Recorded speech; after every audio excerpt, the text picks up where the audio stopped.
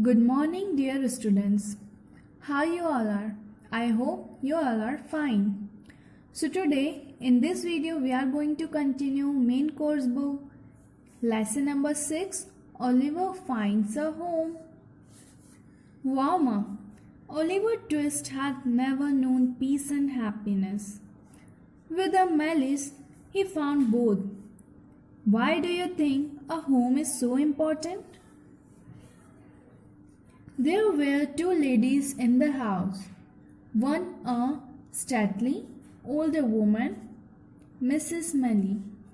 The other Rose Melly, a lovely girl of about 17, was her niece.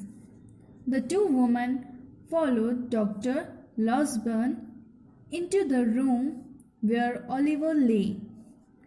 They were aghast at how young he was. Rose Melly bent over the boy and gently brushed his hair away from his face. "How shocking," said her aunt, "to think that this poor boy was the victim of robbers and housebreakers." "He is so young and fair," added Rose. "Maybe he has never known a mother's love. Maybe he has never had a home and a family. Maybe he was forced into a life of crime because he was starving." "We must think about this before we send him to jail." Oliver was very ill and weak from the loss of blood, but after several days of care by Rose, Mrs. Melly and Dr. Losberne, he gradually improved. When some of his strength returned, he told the Mellys about his past. Rose wept bitterly.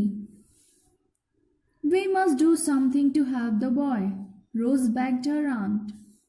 "Yes, we must," said Mrs. Melly. Turning to Dr. Losberne, she asked, "Can you do something?" "Perhaps. If we can convince the servants that they were mistaken when they identified the boy, we can save him when the police comes." The kind-hearted doctor sent for the two servants. "Gills and Brittles," said Dr. Losberne. "Can you swear that the boy with the robbers was Oliver? Can you really identify him in the darkness with all the gunfire?" The servants admitted that they couldn't be absolutely certain. So when the policemen arrived at the house to investigate the housebreaking, no one could identify the boy. So no charges were pressed against Oliver.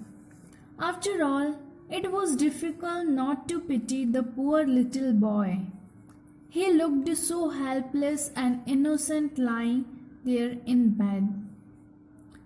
Could he really have wanted to rob the house? Oliver quickly recovered from his wound and entered into the happiest period of his life.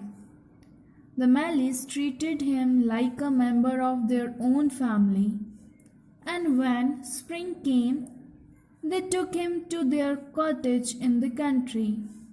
Here he learned to read and write. He spent many happy hours running along the country's road, picking flowers and feeding the birds. In the evenings, he listened to Rose play the piano. Every night, he slept peacefully in a clean bed in his own room. Oliver had never known such peace and such happiness.